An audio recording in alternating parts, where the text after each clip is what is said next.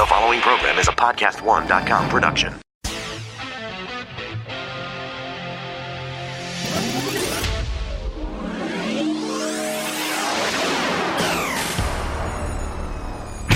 Your healthy radio addiction starts now. Power to the people! The Laura Ingraham Show. Just stand it! Wow! Just stand it up. I can't stand it. There have been people who have been making threats privately and publicly against me for quite some time. And I think they should understand by now the Department of Justice is not going to be extorted. We're going to do what's required by the rule of law, and any kind of threats that anybody makes are not going to affect the way we do our job. Rod Rosenstein's understanding of extortion seems to depart from the law. The definition of extortion is forcing someone to do something that they have no legal obligation to do under some threat. Rod Rosenstein has an obligation to follow the law. That's all we want him to do. That was Matt Gaetz and a group of the Freedom Caucus, okay, about 3 dozen members, have been circulating a draft of articles of impeachment against Rod Rosenstein, the man you first heard there, who's the Assistant Attorney General. Rosenstein criticized those behind that draft. He's getting a little hot under the collar. But they're making a reasonable request. They're not just drafting these articles of impeachment for nothing. They're doing it because he hasn't been responsive to Congress's requests. It took a threat of a contempt of Congress order for them to start spitting out these documents. My question is why? Why did it take them this long to turn over documents? And it's not just that. Rosenstein has a trail of problems since he became Deputy Attorney General. And look, he was a U.S. attorney with a number of my friends who were U.S. attorneys in the same class. And I can say this. I've talked to 3 different members of his U.S. attorney class. 3 different ones. 2 prominent, 1 not so prominent. All of them say, you know, he's a nice guy, but he's not. They literally all said something like, he wouldn't even be in the top 10 of the people that we would think should be in that position. In other words, he was kind of at the lower quarter or lower third of the class as far as people you think, wow, he is or she is. This person has it going on. This is a leader. This is someone who could run a department or in a deputy position. So when he was named, a lot of people thought, what? What was Jeff Sessions thinking with Rod Rosenstein? I mean, you need someone who has a backbone to stand up against the mob, who stands up against the left wing of this country that has been determined to undo this election from the very beginning. They looked the other way when Hillary was burning and maligned by the press as the mini-me of Donald Trump and just been trashed up and down every which way. He has done his job. And he has said from the beginning, if we only can get the full breadth of these documents, including, by the way, they still haven't seen the full application for the FISA search warrant. You know, they haven't seen that either. No, that's they've been looking for that. No, they won't get that. And we just have to take their word for it. Oh, well, this wasn't the main reason. No, the dossier really wasn't the main reason that we got the warrant to spy on Carter Page. Poor Carter Page. He's just kind of a bumbling character who somehow gets caught up in this.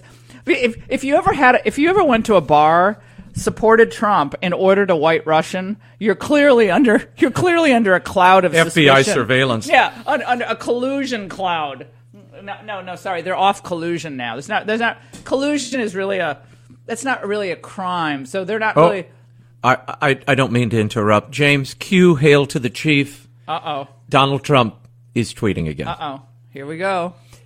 There was no collusion. It is a hoax. And there is no obstruction of justice. This is a setup and a trap. What there is negotiations going on with North Korea over nuclear war. Negotiations going on with China over trade deficits. That's right. Negotiations on NAFTA, and much more. Witch hunt. So true. Witch hunt. Mm-hmm. Get the brooms to witch hunt. That's what I'm saying. I'm gonna do that. I'm gonna be Silk. No, I thought of this. I'm gonna be Silk. No, I was shopping last week. I have a new name for us. Okay, we what? could be Rhinestone and Satin. Oh, don't. Rhinestone and Satin. It's a little different, slightly marked down. No, or how about cubic zirconium and polyester? Zirconium and polyester. A whole new. It doesn't kind of have that same No, ring. it doesn't have the diamond and silk. Same ring to Zip. it. Oh, no. I have to say, and then we get this, all it is leaks. Then we get this, leaked questions to Trump, and they're trying to blame old Jay Sekulow, and these are the questions they think they'll ask if Trump is, I don't know, it's almost like some of these characters are helping MSNBC create a narrative during the day, because, I mean, Mika Brzezinski, God bless her, I mean, I worry about her health if these stories keep coming out. I mean, she has to bring a fan. Happy birthday, Mika, by the way. Her birthday's today that I saw, so happy birthday. Wow. But I'm worried about the health of some of these characters. They are just very hot and bothered about the question. First of all, the Mueller questions that were written. What were you feeling? This is like something, this is a Barbara Walters interview. This is not an interview from Mueller. What were you feeling when Jim Comey came into your office for the first time in Trump Tower? No, the best was, what were you feeling when you did the interview with Maria Bartiromo in like 20? What? It was a lot of feelings questions. It was like it was written by a first-year law student. What were you feeling? Oh, so the new Mueller intrigue is fueled. Oh, no. Well, they're claiming that was just a list of questions that Jay Sekulow wrote up. Now, he didn't leak it, obviously. Well, who did leak it? But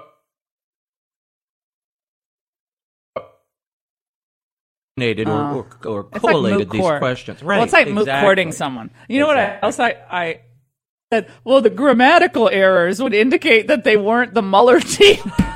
That was like something I would say. Well, there were several grammatical errors in this. It would be like Greta Van... Just so backstory, Greta Van Susteren and I routinely text each other on a running grammatical commentary on the lower scrolls on the cable news shows that have grammatical errors. And someone just said, him and me were thinking, right. Oh, no, we're always doing that. Not only lower scrolls, congressional testimony. How about headlines of newspapers? Oh. Grammar is completely out the window. So we have speaking of intrigue, we're going to get to this later on. Kanye West, I'm really beginning to think he is just punking everybody, that this is just some ongoing spoof he's doing of the entire media. We have the Kanye sound. Yeah, we don't want to do it yet. TMZ. We want to do it because it's so fun. We don't want to spoil all of our fun stories right in the beginning. That's just not fun at all, Raymond. You're not playing along. All right. But Kanye West, he just strolls into TMZ yesterday. That Harvey Levin, they were hateful toward me during that boycott, by the way. That Harvey Levin has been giving, for like some of those teams. He just strolls over there and they start chatting and having an open-ended conversation about Trump and his various tweets about love. All Kanye, anytime someone says something to Kanye West now, and if you haven't been following it, he's Kim Kardashian's husband, has won multiple Grammys for, his work and rap and hip hop. His big hit like 10 years ago was Gold Digger, which actually, James, I hadn't listened to that. Probably in 5 years, and it's not my thing, but it was actually on the radio yesterday. They have to clean it up with bleeps because there's a lot of language in it. There are some humorous lines in it, but there's some filthy lines too. But it's he's a god in the hip hop world, and he was nasty to George W. Bush, saying he doesn't care about black people, taking the award from Taylor Swift. Even Obama called him a jackass. Mm-hmm. Well, we learned yesterday that when Obama's calling him a jackass, that really stuck in his craw. And that, in part, led to his gradual transformation about just how much the Democrats care about their their people and their friends and so forth. As soon as they're no longer useful or inconvenient, they get tossed to the side. That's stuck in his craw. I read that yesterday. He went on and on about Obama. Obama had sat down with his mother and him in Chicago. They had spent time together. Obama visited before he was going to run for president and visited Kanye. Said, Kanye, you're my favorite. What a liar. Obama, Kanye. Kanye's your favorite musical artist, like T-Pain is my favorite musical artist. He's an Al Green kind of. Give me a break. Otis Redding. That's what he like. Give me a break. That he's like, but he was patronizing him. Okay, and then as soon as he gets in some trouble with Taylor Swift, Obama just throws him to this curb. That stuck with Kanye West, and he didn't forget that. Well, lost in all this slavery controversy, which we'll get to, he did have withering critiques of President Obama about, who cleaned up? Look what happened to Chicago. Oh, yeah. Look at Chicago. Yeah. Why don't we talk about the community crime plaguing the black community and not one cop shooting a kid? We riot over that, and we've got hundreds of black youth that get no attention when they kill each other. What his basic point, and he says it in a kind of a circuitous manner. Thank you, Raymond. I'm looking for that word. Is that a sign of dementia? No. It's lack of sleep. So, lack of sleep. In when he was saying that, he also said we have to stop letting ourselves be defined by others, which is an interesting point, and it's something we've talked about. Where when others will try to co-opt you for their cause, it sometimes can be comforting because then you're a member of a group. You're a member of a grievance society or a grievance group. But then you don't really look at yourself like, okay, how can I do things better? Instead, you're a member of this class that is taken advantage of and that is used for political purposes. And Republicans have done this in the past, and Democrats have done this in the past to various groups. I think Republicans had taken for granted evangelical Christians for a long time. And some of them decided they actually voted for Obama because I think they said, look, we're not getting any of we're losing on all these social issues. We're not getting help. They still have Roe versus Wade. So I might as well just go for the guy who's going to give me more money. So some of these evangelical Christians ended up voting for Obama. And meanwhile, perhaps we have a little bit of a crack into the African American community, a little bit of an opening because of what's happening in a broader conversation. Now, they will try to kill him off. They'll try to demonize him, kill him off, maybe figuratively, although people are physically threatening him now, as we talked about last night on The Angle. So we'll get into all of that. We have a great show on tap, and also The Angle tonight. Make sure to DVR us if you're out and about, or some people go to bed early, and I'm getting emails from friends that they're watching us in the morning. Well, it's better than watching Morning Joe like we have to find humorous sound to play for you. So please do that. DVR us if you can. We have great news on our ratings for April. This is a big story. Just came out yesterday.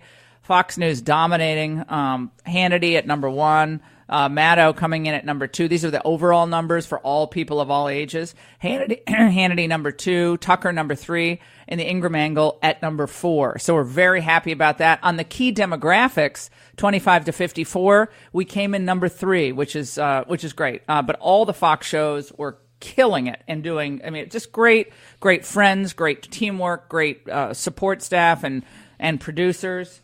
Behind the scenes that you never get to see. But we're just so gratified. And this was after all the trouble that, of course, we were facing in April with you know what. So, God has a way, I think, of writing things that might be a little bit people overreact to. So we're just could not be happier. It's our best month ever for the Ingraham Angle.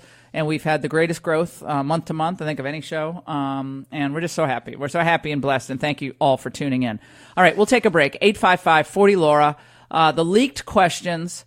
Kanye, perhaps, giving a gift to the African American community. A real debate on these issues. And a lot more coming up. Now, I ain't saying she a gold digger, but she ain't messing with no broke. Now, I ain't saying she a gold digger, but she ain't messing with no broke.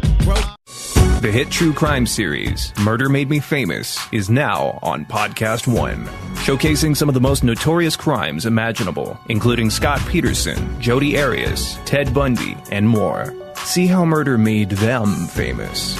New episodes starting every Tuesday on Apple Podcasts, as well as PodcastOne.com and the Podcast One app. And check out the new season of Murder Made Me Famous starting Saturday, April 14th on the Reels channel.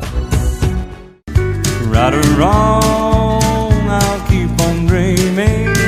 I saw that draft. I mean, I don't know who wrote it. It really does illustrate, though, a really important principle about the rule of law and the distinction between the way we operate in the department. And we make mistakes. That's not to say we're flawless, but the way we operate in the Department of Justice, if we're going to accuse somebody of wrongdoing, we have to have admissible evidence and credible witnesses. We need to be prepared to prove our case in court. And we have to affix our signature to the charging document. That's something that not everybody appreciates. Anybody who's trying to obstruct this investigation so we can find out what happened in 2016 are nothing less than useful idiots. Joe Forehead on MSNBC this morning. God bless him. So Rod Rosenstein, the comments that he made yesterday were very. He seemed very defensive to me. Very. I said last night on the show that he reminded me of Jim Comey, like very prickly. He threw around the word extortion. James, could you play that soundbite, please? Because that was the. Yeah. There have been people who have been making threats privately and publicly against me for quite some time, and I think they should understand by now the Department of Justice is not going to be extorted. We're going to do what's required by the rule of law, and any kind of threats that anybody makes are not going to affect the way we do our job. Oh, well, when you say threats, what threats are you talking about? Threats of contempt of Congress? Articles of impeachment. Articles of impeachment?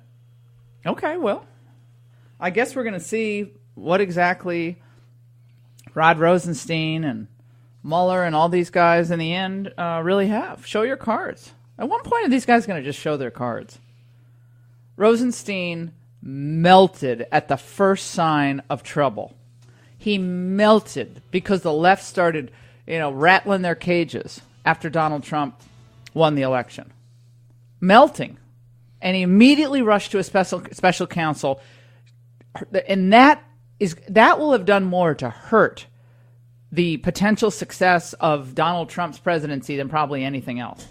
Imagine if Trump didn't have to worry about the Mueller investigation, how much more he would have gotten accomplished. 855-40-LAURA. Saul Weisenberg up next.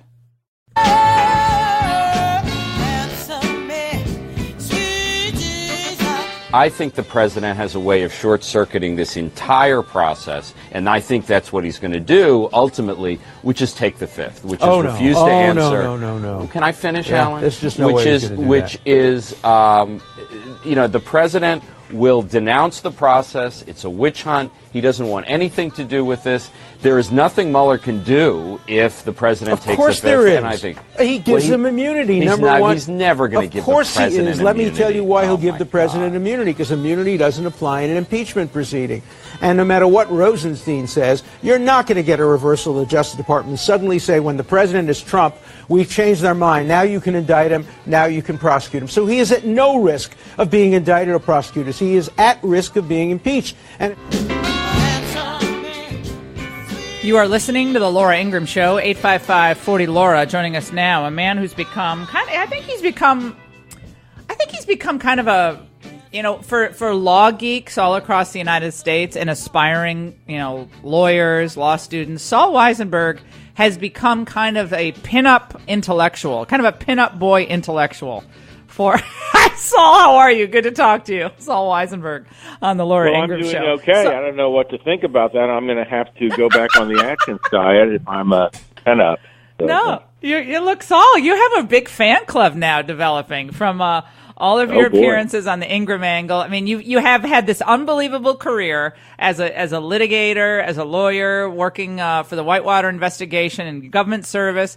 But now, it's just you go on this cable show, and then suddenly we're getting all these emails from all your fans, and we're collating them for you. So we're going to get them to you.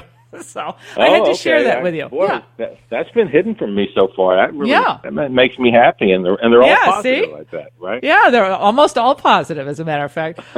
Saul, what do you make of that back and forth with Dershowitz there on Trump will take the fifth and then get immunity, and then still ultimately, of course, could move for impeachment if the Democrats ultimately win the House, which many predict. I mean, this is like a lot of ifs, but it was kind of an interesting conversation. But Dershowitz, I was trying to follow. Dershowitz doesn't think he should take the fifth, right? Right. But precisely because it won't, it can be used in an impeachment proceeding against him. I think Dershowitz has the better legal argument there, and my guess, though, irrespective of that, my guess is that the president won't take the fifth. But as I discussed last night on a TV show, your TV show, there's a third route, and that route is if they really try to ask these broad questions, is to go in and challenge in court and say, this violates separation of powers, this violates executive privilege. And that could bottle things up for quite some time, because these are very, very broad questions. The key for the president and his legal team would be not to come in and make an absolutely blanket assertion, but to be very specific and say a number of these questions and identify these questions are just simply inappropriate. And also, as I pointed out last night, I don't think anybody has talked about this yet. I'm not at all sure that Mueller has the power to challenge in court an invocation of executive privilege, because I've looked at the federal regulations on special counsel. I've looked at Rosenstein's order appointing Mueller. I don't see where he has been given that explicit authority, and that was a key point in U.S. versus Nixon, 45 years ago, where the court rejected President Nixon's arguments. They said Leon Jaworski, the special counsel, the regulation appointing him gives him the explicit authority to question and to challenge invocations of executive privilege. So it would have to be, so it would have to be explicit, in other words. Couldn't be implicit in what, and how the whole... Yeah. Sorry, go ahead. No, it just, so that I was just saying that would have to be explicitly stated, you're pointing out, to be able to challenge the claim of executive privilege. I think because so. Yeah. In the order appointing Mueller. Right, because in U.S. versus Nixon, this is kind of interesting. When Manafort filed his motion to dismiss the indictment because Mueller had supposedly gone beyond Rosenstein had gone beyond what he could in appointing Mueller. Mueller's overstepping his authority, all that kind of stuff. Mueller came back and said, whoa, this is an intra-branch dispute within the Department of Justice. Even if we didn't have the power to do it, that's a Department of Justice question. Somebody in the Department of Justice should have done it. Well, that's one of the things Nixon said back in 1974. He said to the court, wait a minute, this is a fight between Jaworski and Nixon. It's not even what we lawyers call justiciable. You can't even look at it. And the Supreme Court said no, because Congress, when they passed the regulation giving him authority, or when Elliot Richardson did, the regulation that gave Jaworski authority, they put in there he has the right to challenge executive privilege. In other words, the argument would be, I'm the president, you're an inferior officer to Mueller. You don't get to, if I'm invoking executive privilege, you don't get to challenge that. And I think it's not at all certain that Mueller would be able to do that. Yeah, I mean, these questions, just to go through some of them. With whom did you discuss obtaining the Attorney General's resignation? That's executive privilege. What was the purpose of the public criticism of Sessions via tweets in July 2017? I mean, maybe you could say that wasn't executive privilege, but I think you could make a point that was. But every question about Sessions that I can see would allow him to make a very compelling executive privilege claim, meaning These are part of the deliberative processes of the chief executive officer of the United States, the president, and not subject to compelled production or compelled revelation. And again, I mean, Absolutely. these are so. And look, you're the expert. I'm still a lawyer. Still have my bar, my active bar, but bar license. But to me, these are so broad and they're so right on the nose, protected by the privilege, that I wonder why someone as smart as Mueller would even have thrown that out there. I guess you shoot for the moon and see what you get, I guess. Well, that's a very interesting point, because the last point you made in particular, because these things have been leaked. It appears that they were leaked indirectly, from the president's legal team, from somebody on the legal team. And they don't make Mueller really look very good, precisely because these questions are so broad. And it almost makes me wonder, some of these are so ridiculously broad, even the ones that don't, go into executive privilege or separation of powers problems. Some of them are just nutty, like the one that says, why have you been criticizing James Comey and Andrew McCabe? Why do you continue to criticize them? I mean, they're just nutty. It makes me wonder, are these really the questions, that Mueller posed, or is this somebody characterizing it this way, in order to, as part of the attack on Mueller? And I don't know.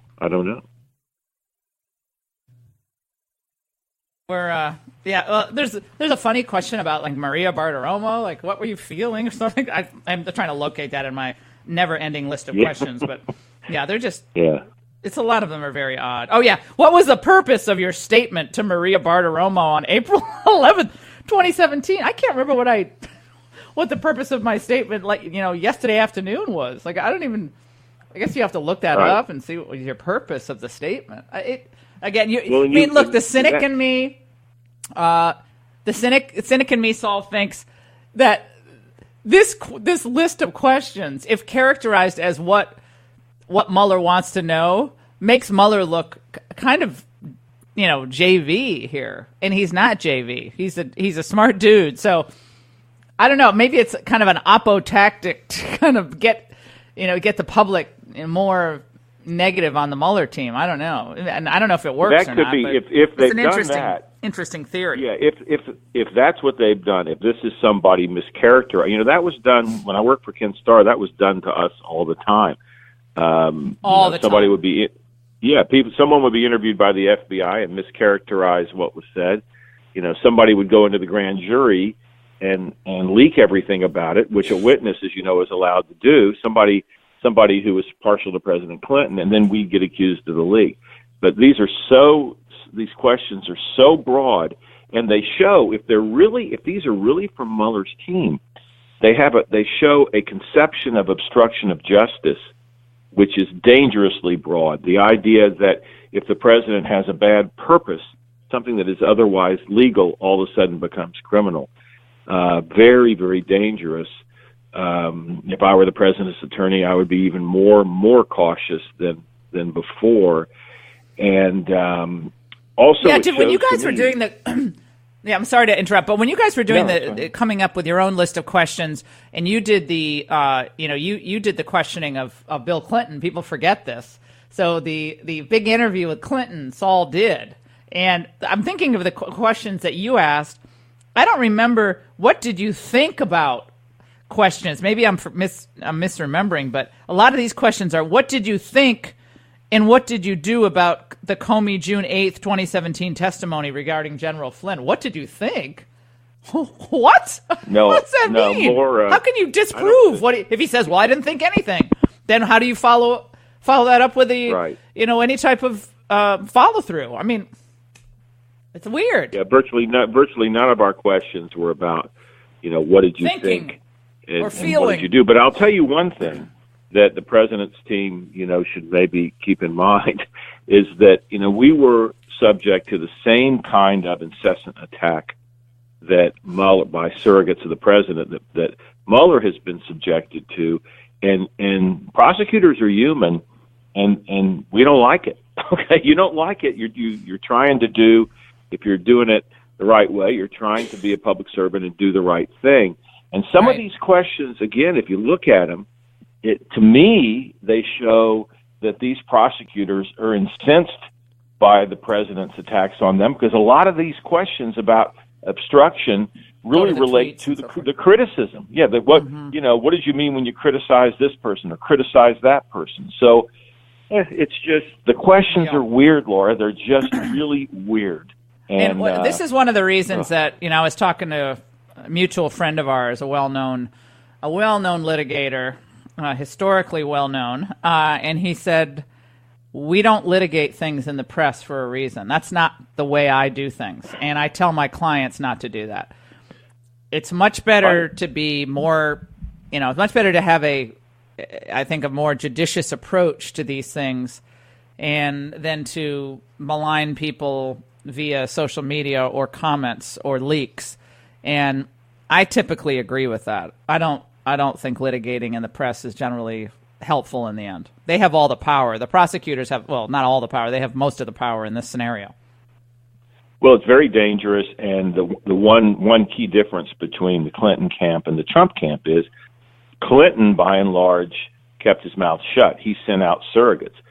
Now, as you and I have talked about, the president tweets a lot himself, and those can be considered admissions. And some of the questions deal with things that the president has said and tweeted. So I think he's been told several times that I'm sure he has, that it's very dangerous to do it, and yet he continues to do so. Saul Weisenberg here on the Laura Ingraham Show. Saul, thank you so much. Always great to talk to you, and fantastic discussion last night. Joe DeGenova and Saul Weisenberg are like the classic legal matchup. And it's, we loved it. It was awesome. Oh, we're going to take a break. Don't go away. I'm not the kind of guy to sit and whinge and cry about the things I do. This is a really sad story, and I hate to end an hour on a sad story, but it really does dovetail from everything that we've discussed in this country about our core businesses, losing our esteemed companies to unfair foreign competition. Now Gibson Guitar, in business in the United States since 1894. Legendary guitar maker, the favorite guitar of so many of the most incredible talents over the years, filing bankruptcy, and they've already sold off a lot of their core operations. And Gibson guitars, they sell more than 170,000 guitars every year, more than 80 countries. And it's been debt-plagued, trying to, of course, keep up with a lot of the foreign competitors. Yamaha guitars, they're also good guitars, but there's a lot of cheap guitars made in China and beyond. And I don't know, that particularly saddens me. It's like Levi Strauss when they moved a lot of their operations overseas. Levi Strauss has been around since the 1800s. It's still in business, but again, I don't know. I think it's really important to have our businesses subjected to fair competition. And when it's not fair, that's where we come in and level the playing field with the appropriate tariffs. Donald Trump's beginning to do that. I hope it's not too late.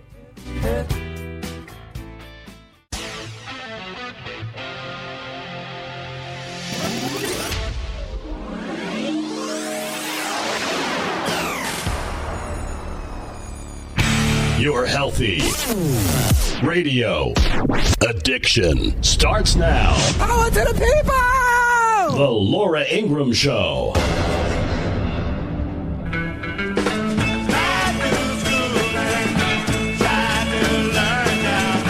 Jelaine Watham teaches second grade at Bridge Creek Public School outside of Oklahoma City. Although teachers in her state make some of the lowest wages in the country, she loves working a shortened 4-day school week.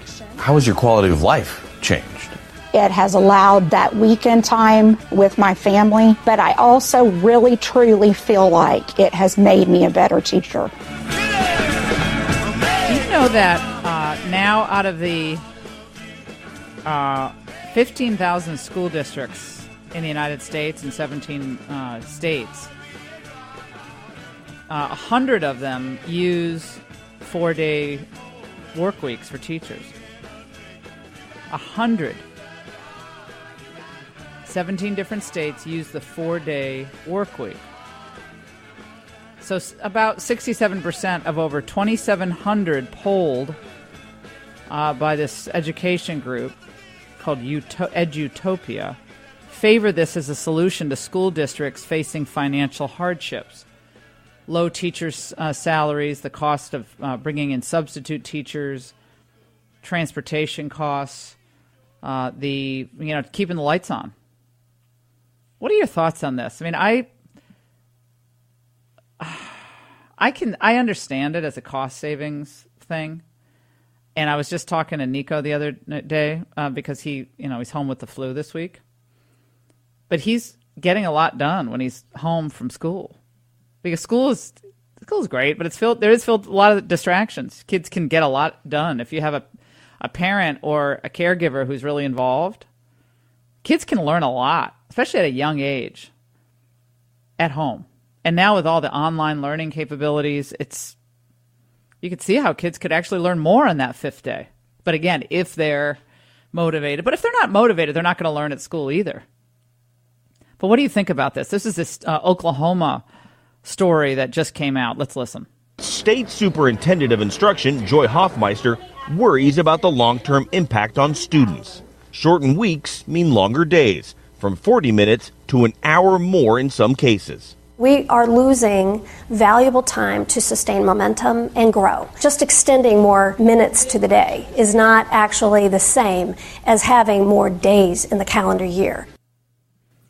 Chinese students attend school 6 days a week. So sometimes the hours, the way it works out, is actually American students go to school for more hours. Right. But,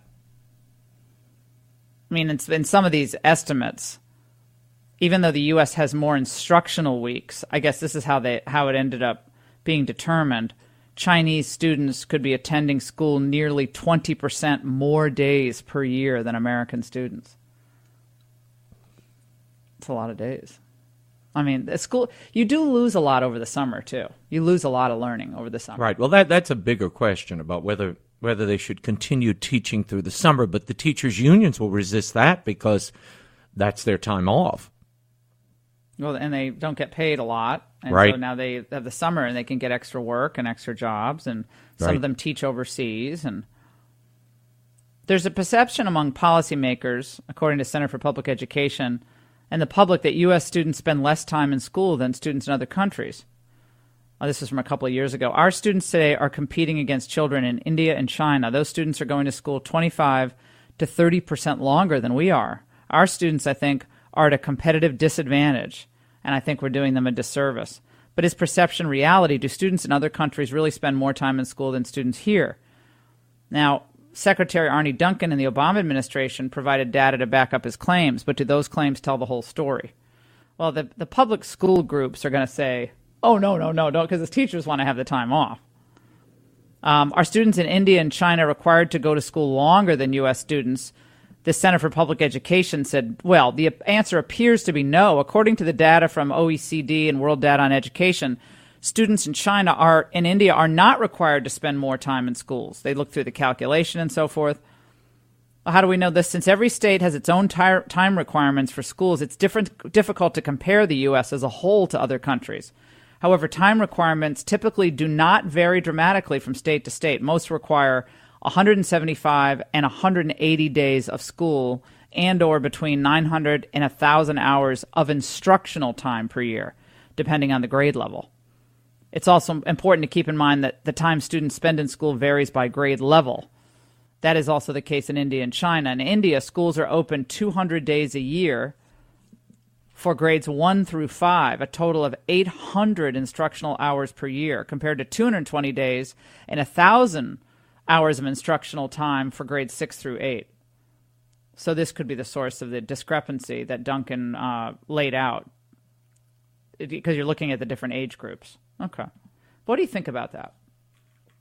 Do you think that school needs to be 5 days a week? I think it's back to the indoctrination game, and I think there are a lot of these pointy-headed intellectual types love the fact that you can keep these public school kids in there for breakfast, lunch, and dinner. Then you really have them. They don't have any time to be molded by their parents.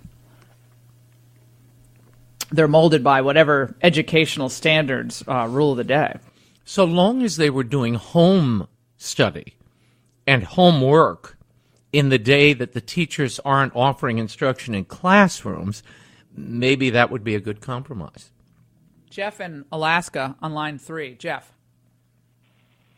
Yeah, so we decided several years ago through talking with a couple of our friends, my wife and I, who are both doctors, and she ended up giving up her practice to homeschool their children because they found that basically they were spending as much time at home as the kid was in school, and they're like, what are you doing with my child for 6, 7, 8 hours a day that they have to come home and still do tons of work at home?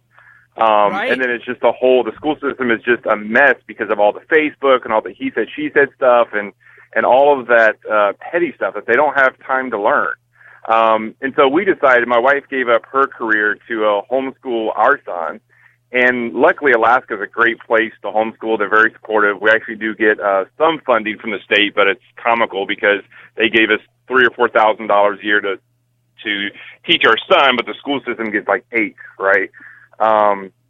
But there are tons of online things. I encourage parents, if you have a state that supports homeschooling, you should really look at it because although it can be overwhelming at the beginning, we were kind of overwhelmed.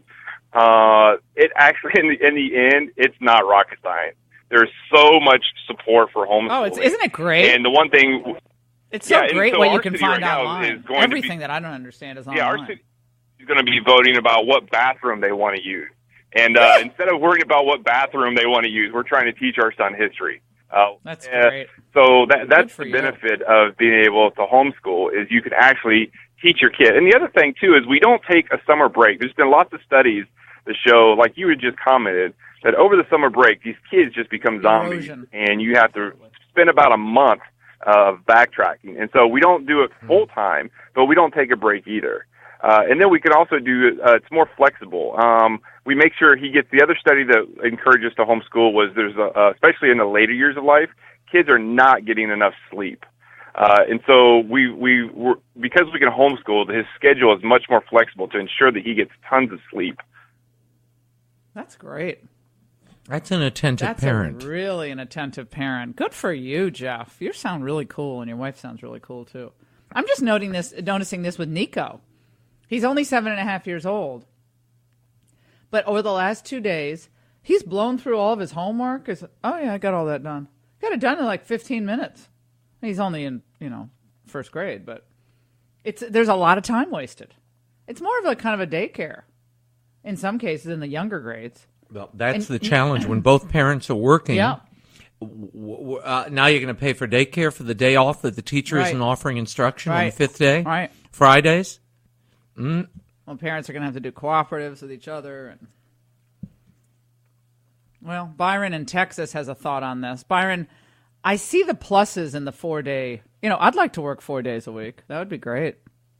But, it's not how it works for most of us. We have to work 5-day work weeks. At least some of you are working 7 days a week. Right. But the teachers aren't getting paid. A lot of these teachers are not getting paid much. They do have the summers off. But it's a lot. They do an enormous amount of work. And I really respect teachers. And if you're a good teacher, gosh, I remember my teachers to this day. I think about my teachers almost every week. One of my teachers, I think about something they taught me or something I learned. And I would not have traded my education in Glastonbury High School for anything. I had a great education. I'm grateful for it every day. Byron. It goes back to the whole thing about the indoctrination and having the parental involvement. If you go to a 4-day work week, there's going to have to be some accommodations, everything from work schedule, et cetera, for the parents, but it's going to force them to be more involved with their kids. We send our kids to a charter school, and that you have to sign a contract that says you're going to be available, you're going to have them for the extra hours, you're going to show up at all this, And as a result, they have a tremendous acceptance rate of college of every student that goes through there. Wow. One of the biggest problems we have is we've taken ourselves out of the role of parenting, and we turn that over to the schools, and you get a bunch of people that are idiots coming out of there. It's really interesting watching our children develop their own political identity, and the fact that they're seeing, even in this better school that we truly believe in, how much of an indoctrination is going on. Because we're so... we lost a little bit of what you said at the end, Byron, but I think we get your point. It's a great point. Raymond, you've talked about this before, and Raymond has 3 kids. One of his kids is already in college and doing incredibly well. They're all self-motivated in their own way. But you've talked about this, Raymond, is that it is amazing. You send kids even to these really good private schools, and then you have to do all these projects. It ends up taking several hours. I mean, so you're in school for several hours. Then they're doing several hours of homework at night. They're not sleeping at all. The parents then get drafted into doing these incredibly complex. For instance, I'm just thinking back. I'm not doing any of that. Yeah, you just wait, Henry Higgins. You just wait. I'm gonna. Let me tell you. You're doing it. No, I'm not doing it because I know. I'm thinking back to a project one of my boys had where they had to go and collect different leaves from trees at particular parks in the Virginia area. And I had to truck him all over creation. This went on for like 3 weekends, trying to find these damned leaves. And then you had to put them in the book and define what they were and take pictures of where they grew and all the animals that are attracted to them. I'm telling you, I wanted to burn trees when I finished this Amazon project. And order them. Why did you No, you can't. I'm telling you. You can order everything. These are the kind of projects that will take it. I find it distracting. I think it's great in one respect, but there are other ways for parents and kids to bond, and this conscripted kind of tedium that goes on, and they're elaborate, like 10 different leaves from 4 different parts. It made your head explode. And in the midst of your own deadlines, when you're writing, when you're trying to do a show. But this is what I disagree with this. I don't think parents should be doing their kids' projects for them. It's not. You're not doing the project for them. How else is he going to hitchhike to go to the park? One thing's over here, another's in Leesburg, another's over there. Well, what if a parent doesn't have a transportation to get to these? Then the kid fails. Fancy forests. The kid fails. They figure if you can afford the tuition, you can drive your kid to the park. First of all, if Rebecca, you're listening, I know that you were the one that drove Alexander to get the leaves. So call in right now, Rebecca Arroyo, if you're listening, because I want you to tell me the truth about who drove Alexander all over creation to get those leaves, okay? Because I'm calling BS on Raymond right now. 855-40-LAURA. We'll take your reaction to this 4-day work weeks for students, for students and teachers. Meanwhile, you send them to a college or university, and they're being given college credit for social and community organizing. This is a travesty, and we wonder why we don't have or not graduating enough engineers and enough scientists and STEM. We're getting the kids all jacked up on this stupid community organizing. Remember in last year, in 2016, rather, Emory University students were all upset because people had written in chalk Trump 2016, and they felt unsafe. They felt unsafe. They needed a safe space? I'll give them a safe space. And the microaggressions. I'm feeling microaggressions from you, Ingram, today. Don't virtue signal me, Raymond Arroyo. We'll take a break. 855-40-LAURA. I'm homeschooling our whole audience today.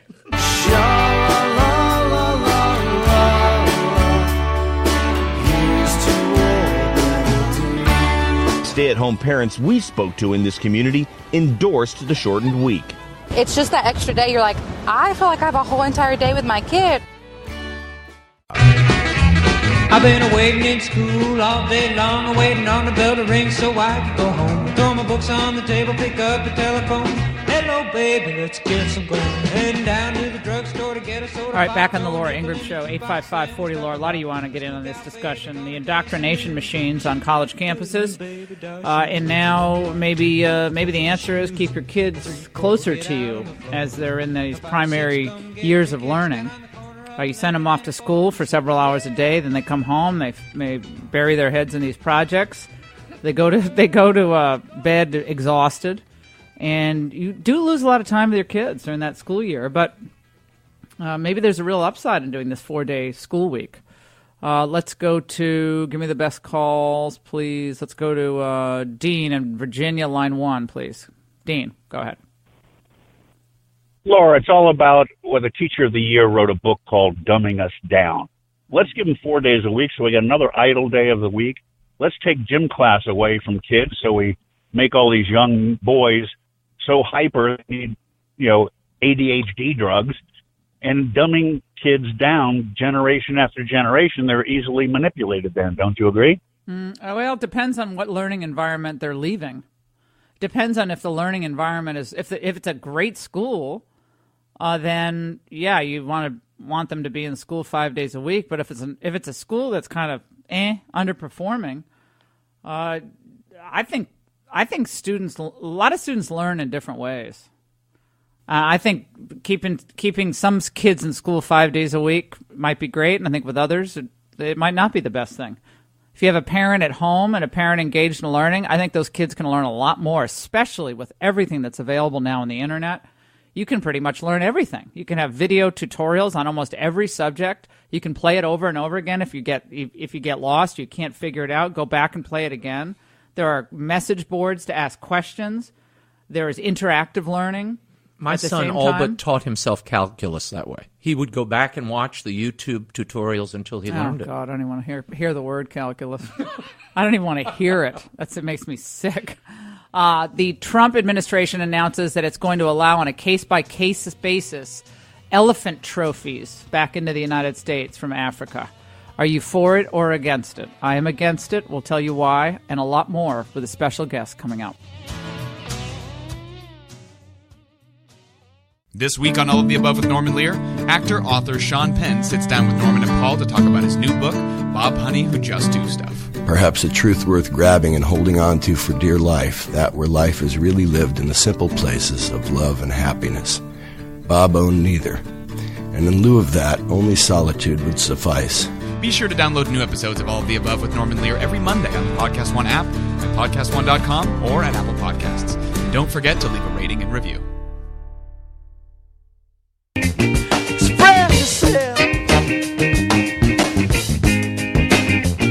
Whatever you do. I don't have extremely strong political opinions. You could talk to John Legend if you want some political. I've never been into politics. I just love Trump. That's my boy. It's like so many rappers. You'll look at a video of Snoop Dogg loving Trump, but then he get in the office and now they don't love him. Like, Trump is one of rap's favorite people, right? But we talk about this, that before he was elected president, people in hip hop, it was an in thing to put Donald Trump in your rhyme somewhere. Express yourself. You are listening to the Laura Ingraham Show, 855-40-LAURA. Kanye West was on TMZ yesterday, and West talked about a lot, including his friendship with Trump over the years and hip-hop. And hip-hop like Trump, now they don't like Trump, and it's all kind of herd mentality. And he went on. I don't think people necessarily understand what happened last week with the Make America Great Again hat. Well, it was really just my subconscious. It was a feeling I had. Like, people were taught how to think. We're taught how to feel. We don't know how to think for ourselves. We don't know how to feel for ourselves. People say feel free, but they don't really want us to feel free. And I felt a freedom in, first of all, just doing something that everybody tells you not to do. Well, I don't know what the subconscious comment means, but nevertheless, I think, again, he's addressing groupthink in his own way. What groupthink is. Not just that, though. He was also talking about the this is where he stepped on a landmine. He was also talking about of course, the concern about slavery, the 400 years of slavery, and how that has set African Americans back. And of course, many African American activists believe that until there is a real effort at reparations, more meaningful reparations, then things will never be equal. And they're still feeling the sting of slavery in the form of, police treatment, pulling over people because they're black, and again, the disparate treatment argument you hear from Black Lives Matter and so forth. Kanye said this. When you hear about slavery for 400 years, that sounds like a choice. Like, you was there for 400 years and it's all of y'all? It's like we're mentally in prison. I like the word prison because slavery goes too direct to the idea of blacks. It's like slavery, Holocaust Jews, slavery is blacks. So prison is something that unites us as one race, blacks and whites being one race. That we're the human race. Well, I think I believe he's trying to say there, and he was just hammered, continues to be hammered on social media. I think what he's trying to say is we can all be imprisoned by our past. Abuse, abusive treatment. A lot of people are imprisoned by how they were raised, maybe raised poorly. Maybe parents were absentee. Maybe they were witnessing domestic abuse or the subject of domestic abuse, the victim of domestic abuse. And you don't want to be imprisoned by your past, if at all possible. In other words, he's trying to say you can be anything you want to be. You can be successful. You can overcome your past. Don't let anyone tell you otherwise. I think that's what he's getting at. Yet this was the reaction this was from one of the staffers at TMZ as Kanye was wrapping up. I think what you're doing right now is actually the absence of thought. And the reason why I feel like that is because Kanye, you're entitled to your opinion. You're entitled to believe whatever you want. But there is fact and real world, real life consequence behind everything that you just said. And while you are making music and being an artist and living the life that you've earned by being a genius, the rest of us in society have to deal with these threats to our lives. We have to deal with the marginalization that has come from the 400 years of slavery that you said for our people was a choice. Frankly, I'm disappointed, I'm appalled, and brother, I am unbelievably hurt by the fact that you have morphed into something, to me, that's not real. It's not real to believe that you shouldn't be imprisoned by your past. Don't let others imprison you into groupthink. Don't let others imprison you into thinking you have to agree on a particular set of issues or you will not be an authentic black person. That's what I believe Kanye West is getting at. Kanye West is not saying that slavery never happened. He's not saying that it's just a mindset, but that it never happened or that it's a fantasy or it's just in your mind. No, what he's saying is don't let it dominate your persona. And anyone who wants to be fair about this, I think would come to that conclusion. But people, I guess, hear what they want to hear. And because now Kanye is associated with being a friend of Trump's, aha! You're also is what they're trying to say he's a racist now? Is that where they're going here? Because it seems to be where they're going. And that's wild. I mean, what you could say is, well, what did you mean? Could you explain what you meant by the mindset? 400 years, that's just a mindset. I mean, ask him a question. Don't just malign him for what you think he meant. And that's where everything breaks down. That happened with me and the whole thing last month. No one wants to stop for a moment and say, okay, what did you mean by that? Because initially it seems callous or hurtful, and no, that's not what I meant. That's where social media can be really unhelpful because, of course, the anonymity of people's comments, number one, but number two, things can be taken, and they are taken out of context. You have to be careful, including yours truly. You have to be careful what you say, how you say it. But we also don't want to live in the land of snowflakes either, where no one can hear anything lest their feelings are heard, and we coddle everyone into this false sense of that we're all living in some bubble wrap world. We're not. Things are getting better in our country. And I do believe things are getting better, and we're going to get into the story in the Washington Post today about how now blue-collar jobs are seeing rising wages, rising bonuses, including in the railroads, which are hiring for various technical positions and other blue-collar jobs that are so in need of workers. They're actually giving people $25,000 signing bonuses. How many blue-collar jobs do you remember giving signing bonuses in the last 20 years? Well, why is that happening? It's happening because we're putting pressure on the labor market in a positive way. And when you put pressure on the labor market, don't flood the country with foreign workers, which we shouldn't ever be doing. That's good stuff. So things are getting better. Yet there's an entire industry out there that wants you to think that things aren't getting better and that anyone who disagrees with Maxine Waters is racist. That's silly. It's ridiculous and it's silly.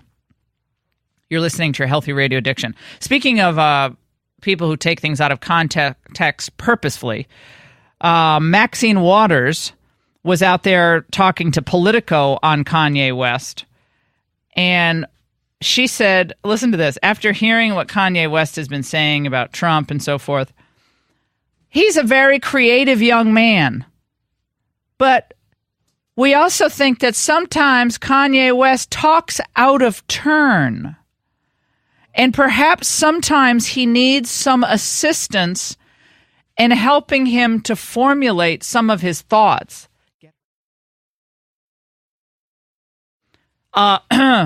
Maxine, I'd be careful.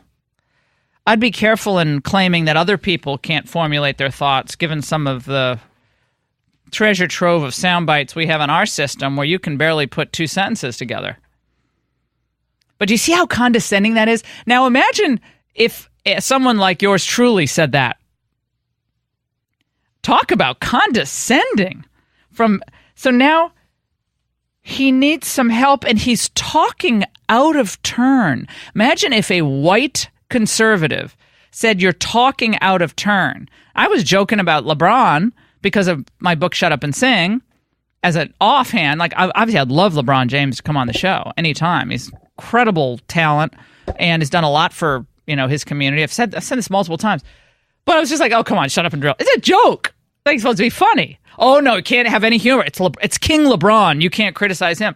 But Maxine Waters can say that Kanye West is speaking out of turn. There's no sarcasm there. Well, what's the turn is the question. When is it his turn to speak? When is it his turn to speak? Well, apparently not if he's expressing anything close to a conservative point of view, if he is a conservative. And I have no idea whether he is or not. Okay, so we see what happens here when you're a minority who dares to disagree with the in crowd. You saw what they tried to do to Justice Thomas 30 years ago. You see what they've done to everyone from Tim Scott to even Condoleezza Rice as a moderate Republican. Even Colin Powell was ridiculed. They call people Uncle Toms. They do this repeatedly because they can. They do it with impunity because the American media allows them to do it.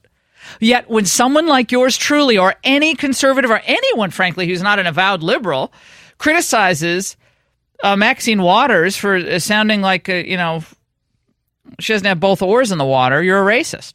No, we're not. We can have fun just like everybody else. They ridicule conservatives morning, noon, and night. Physically, they ridicule their looks. They ridicule their speech patterns. They ridicule their families. So, something? We're calling them on their you-know-what. And by the way, speaking of failed boycotts, we had the biggest month ever in the history of the Ingraham angle in April. And this is, by the way, with my taking the first week off for vacation, for Easter vacation. We won the month, averaging 541,000 viewers in the key demographic. We came in at number 3 in overall cable network viewers in that key demographic, 25 to 54-year-olds. 10 o'clock, not bad, Arroyo, huh? Not bad at all. I'm impressed. So number 3. Well, everyone in Fox 3 in the demo. In the demo, key demo. That's what the advertisers love, the key demo. And overall, we're number 4. Tucker and Hannity killed it. Fox and Friends, of course, killed it. This is the 196th consecutive month of Fox being on top. Wow. Can you imagine? I mean, that's wild. Yeah. So anyway, we feel really gratified for, having the great pleasure of doing the show every night. Grateful for the viewers and all of you who have spread the word. We try to do a show that informs you and entertains you, makes you laugh a little bit, think a little bit every night. It's not easy. We sometimes swing and miss, but we do our best, and it's really, I'm just so proud of everybody, proud of Fox and proud of our team. It takes a lot of people to make the show work. So anyway, Fox and Friends marked 198 months as the most watched cable morning news show. That's 198 months. And they keep desperately trying to do that. Yes, Fox has been number 1 in total day viewers for 22 consecutive months. Number 1 across cable. Yeah, that's been the most watched cable network news among total viewers for 196 consecutive months, Fox News. How many times did they say, when Donald Trump wins, Fox is going to go down the tubes? Remember that? Because you have a Republican. They keep saying wither conservatism. Wither talk radio. How many times have these people been wrong? Meanwhile, Bob Mueller is warning Trump on a possible subpoena. Leaks keep coming out of this investigation. And Kanye unleashes on Obama. I love it. Suddenly, Obama is not the friend of all blacks in the entertainment industry. And that makes him worry. You know why? Because where there's one, there are a lot more to follow who might have a little bit more freedom, they think, to speak out, because Kanye has. Don't go away. You will find what I say is true. I'm coming after you. I just love Trump. That's my boy. After you. I don't care how big you are. I don't care how high you think you are. If you come for me, I'm coming for you.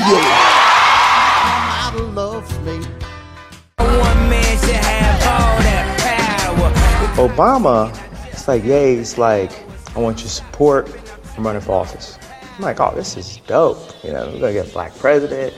This dude's mad cool. He's from, Chicago. Then when I went on stage, and it would have been good if this video didn't get out, but you saw the video. He called you a jackass? Yeah. He never called me to apologize. Just the same person that sat down with me and my mom, I think should have communicated to me directly. He's a jackass. I didn't like it when Kanye took that award from Taylor Swift at all. Did not like that moment. Remember, Beyonce's the queen, remember? Beyonce should have gotten the award. We stormed the stage. And Taylor kind of just stood there and like, okay, what do I do? What do I do now? Remember that? That was so awkward.